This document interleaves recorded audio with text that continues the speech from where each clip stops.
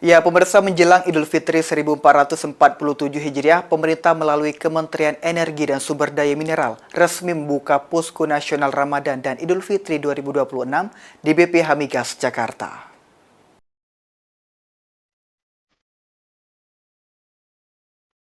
Dalam kesempatan tersebut, PLN memastikan pasokan listrik nasional dalam kondisi aman untuk menghadapi arus mudik. Direktur Utama PLN, Darmawan Prasojo menyebut beban puncak listrik diproyeksikan mencapai 47,20 gigawatt dengan daya mampu pasok sebesar 51,61 gigawatt sehingga masih tersedia cadangan daya sekitar 4,41 gigawatt.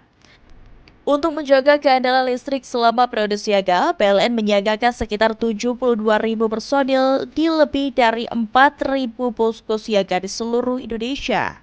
Selain itu, PLN juga menyiapkan 1.681 unit stasiun pengisian kendaraan listrik umum di hampir 1.000 lokasi sepanjang jalur mudik utama Sumatera Jawa Bali guna mendukung perjalanan pemudik pengguna kendaraan listrik jelang Idul Fitri.